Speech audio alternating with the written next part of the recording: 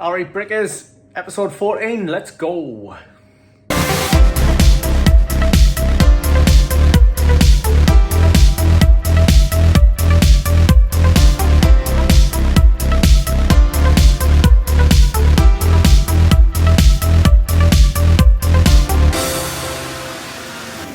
Maybe a little early to be doing a cosmetic job, but it's just something that I really want to do, and I think it's going to look absolutely sick. We've got the plastic engine covers here, which I had ran some gloss black over just to tidy them up temporarily while I had the engine in the engine bay for the first time.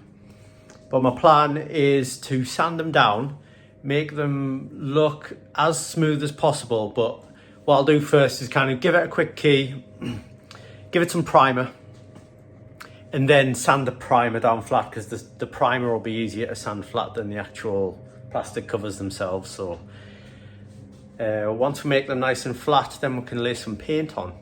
So we'll see a bit later, or maybe even in a future video, what colour they're going to be painted. But for now, the priority is going to be get them ready for primer, give them a nice thick layer of primer ready to sand down nice and flat.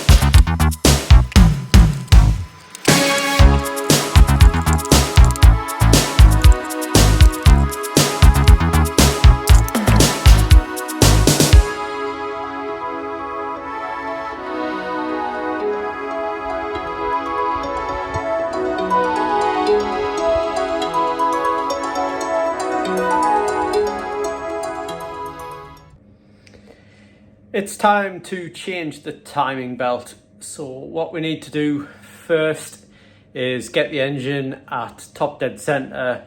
Also, with this being an engine that's new to me, I'm going to mark up pretty much everything that I feel is relevant to when the engine is at top dead center. So I'm going to be marking up, pulleys mainly. There's bits on the cam cover, even at the back of the engine as well, the cams, you can use that to time the engine. So bits and bobs. We have, go back here, these two need to come off. This is already broken, as you see. I did that when I was putting the engine in the car for the first time. Well done, Drift Rigger. I've got a new housing and I've got a new sensor, which isn't on at the moment. So I've got replacement parts already. This one needs to come off as well. And then what we have underneath these is something we can use to lock the cams out. And now, because the Volvo cam and crank alignment kit, so we've got various things here.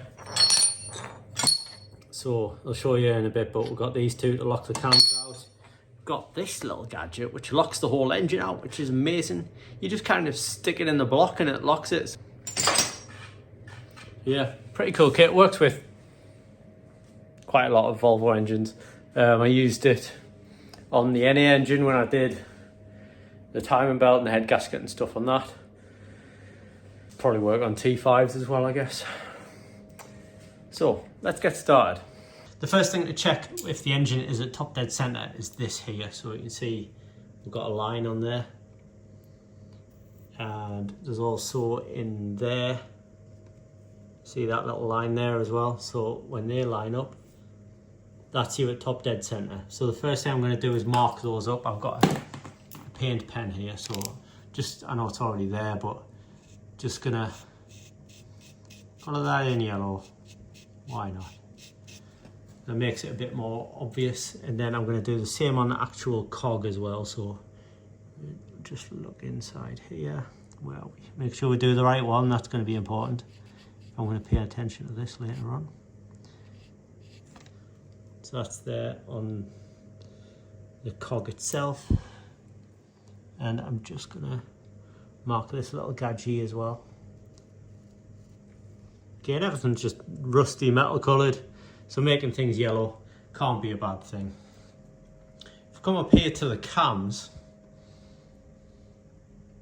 you see on the cam cover here, which I've currently got in primer because I'm in the middle of painting it, you can see that notch in the cam cover. That's also a top dead centre marker, and there's one on this side as well.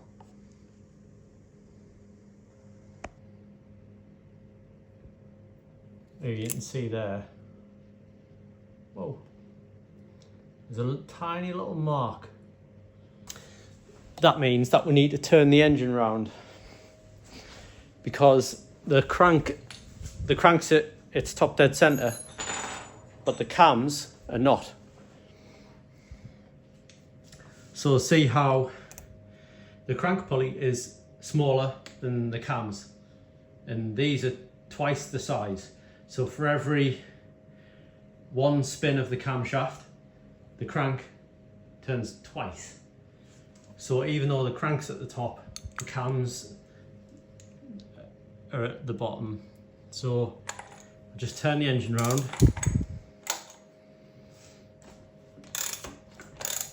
And we'll get the crank back round.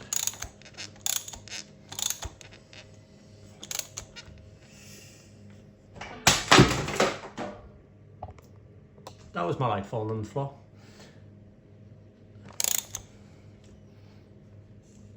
So we've got our crank back at TDC. Now if we look up here,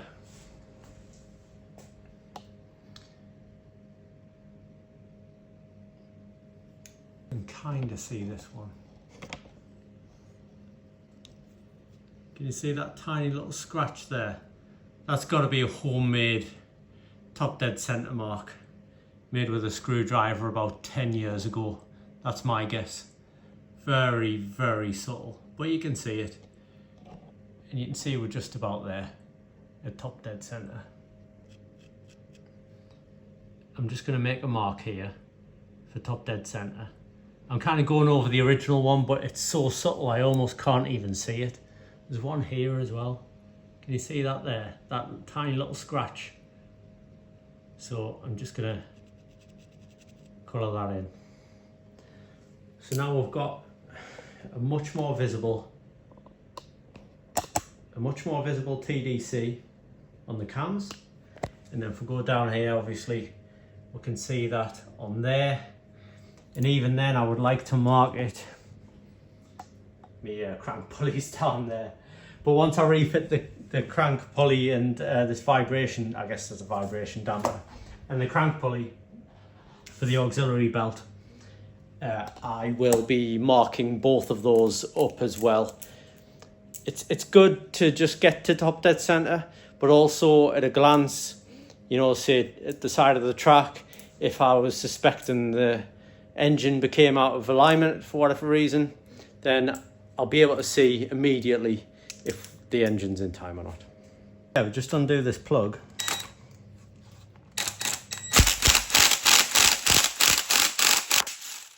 There we go. And then we'll slide this thing in. So time to turn our attention to the back of the engine. So I'm going to remove these two now. I was just re-looking at this kit now. I remember now exactly what these gadgets are for. I'm not going to need them, essentially, because this here screws into the spark plug hole. this bottom bit that goes in where the spark plug goes, and these actually hold the cam cover down. Because on the white blocks, the cam covers, they're actually the cam journals, what do you call it? So basically there aren't any separate journals for the camshaft. The cam cover is the cam journals. So what you have to do is press the cam cover down using those two tools there. So that screws into the spark plug holes, and then it clamps the cover down, so you can put these like 60 odd bolts in, and all of these 60 10mm bolts, M6s or whatever, you'll torque them down to then hold the cam cover in place. And you have to, there's no gasket, you've got to like make your own gasket out of like RTV stuff. It's a horrible process. When you're used to red blocks, it's just 10 quick bolts and then you pull the cam cover off, and it's a 2-minute job, and you've got just a normal gasket, piece of cake, 2-minute job. This is an emotional ordeal. I did it with the NE engine over there. I did it with that engine when I did the head gasket. Yeah, it was emotional. There was no issues. It's just so time consuming, you know. You've got to use special tools. You got to lock the cams in place and all sorts. Not great. But I'm not opening up this engine, so for now, that's all good. I don't need those. So anyway, we got distracted. We're going to take these off the back of the engine, and then we're going to lock the cams in place now we're at top dead center.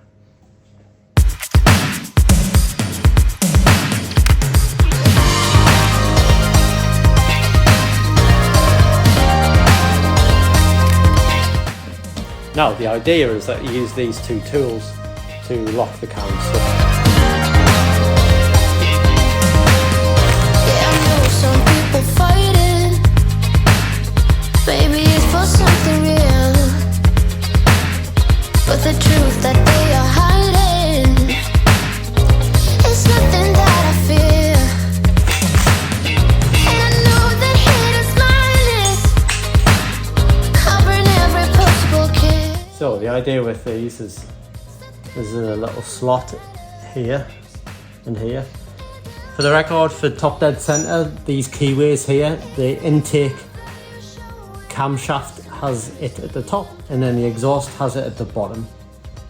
It's my body electric for reasons to make a mistake. Is this love that I'm feeling?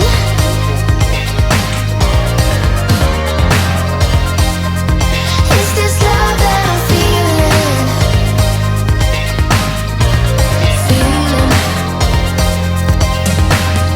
Yeah, I know that we've been fighting, and I know that we've been good, and I believe that you've been hiding, 'cause you're so misunderstood. 'Cause I'm looking for something bigger, and I understand. Just gonna put an extra little mark on here and on the bottom of here as well, just because those keyways,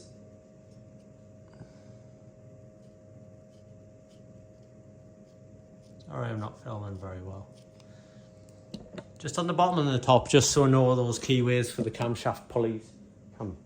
But we're all locked up. The engine shouldn't turn now. So now we're at top dead center and the engine's locked in place. So now we can take the belt off finally. So I'll set you down here.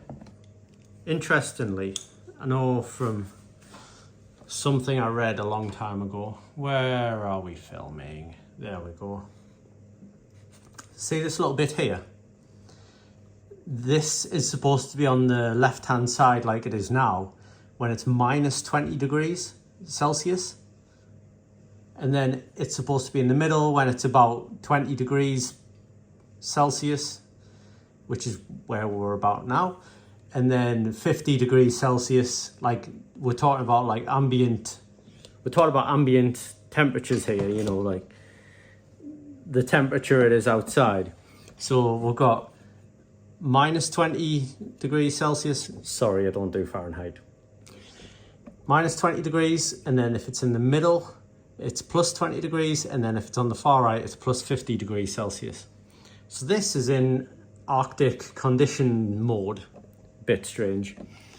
But anyway, this is the tensioner. So I need to wind this back to undo the tension. Ah, sorry. Sorry, brickers.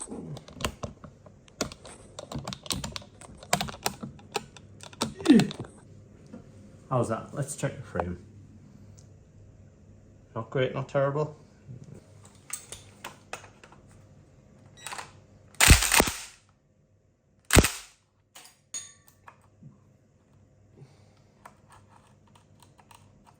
Turn it that way around. No, that should go off.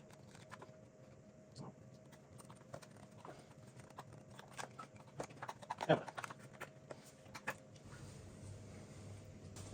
And just for the record, if you're wondering why we're changing this,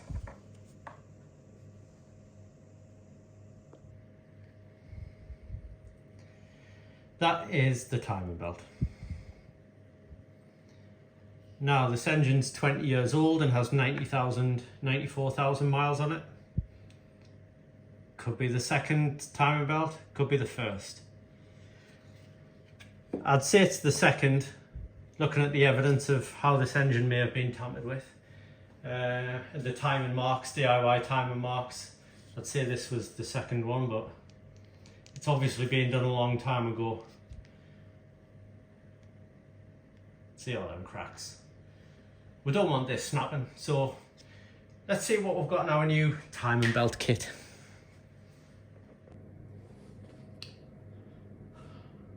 Woohoo! Unboxing time. So we've got our timing belt kit here. We've also got an auxiliary belt for the power steering pump and the alternator. No aircon on this one. Hopefully I got the right length. I suppose the same for this one as well. See what we've got in the box. By the way, t-shirt. Swedish Boost Mafia. Want to see the back? Look at this, man.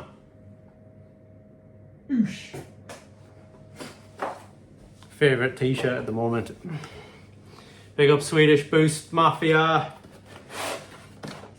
Right, so let's see what we've got in here. Ooh, nice. Pretty much everything we'd want from a timing belt kit. Got a new idler pulley. All these things are the same age, they're all old and they've all got bearings in them. So we've got belt tensioner as well. Nice new one to put on. That's that weird thing I've just been talking about. And we've got the belt. Without the cracks. Nice. So, we'll start fitting a new belt. Oh well, first we'll take the old pulleys off and then we can fit these new ones. Woo. Transition.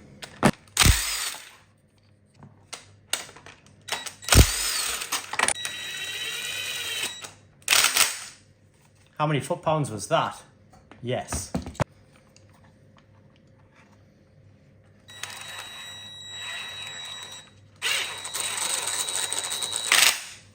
Even though we have the cams locked in place at the rear, because of the variable valve timing, see these will still move.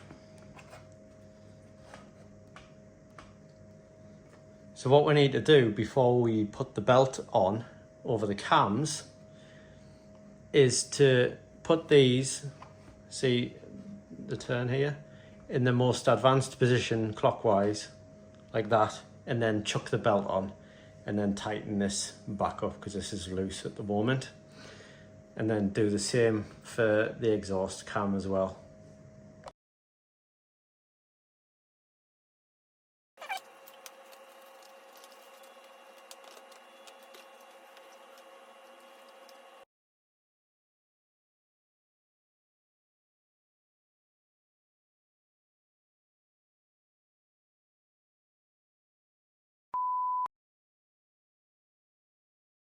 Fuck off. Fuck you.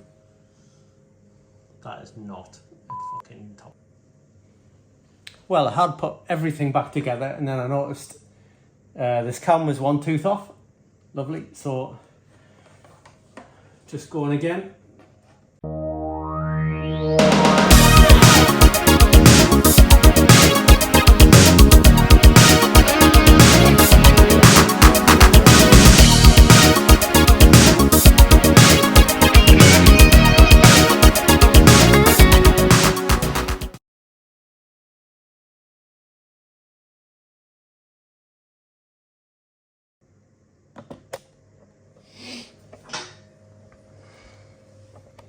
So that's the timing belt on. You can see the crank is still in line. We have our tensioner installed and we have our little gadget here right smack bang in the middle where we wanted it. Got the new idler pulley on, and then if we come up here to the camshafts, we're all still nicely timed.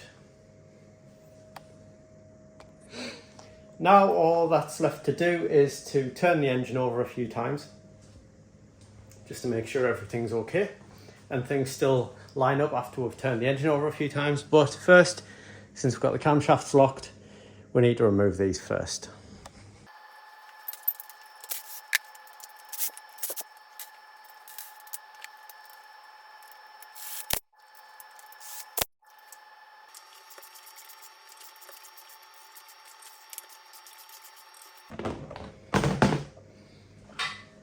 So we've turned over the engine a few times. We'll just check the timing. See our exhaust cam, fine. Intake cam, fine. And our crank, also fine. So, timing belt, done. Morning breakers. It was late at night last night. I think I was here till about 3 o'clock in the morning, but we're happy we've got the timing belt job done. I've just put the crank pulley back on. And what I'm gonna do is mark up the pulley for top dead center. I was saying before, there's just a few extra things to mark up, and you can see through there, we've got the little pulley there. So we're gonna mark up the pulley as well. We're in line 9. Ow! How many times have I hit my head on this bloody engine crane? One more thing to put on, the vibration damper, and we'll mark that up as well.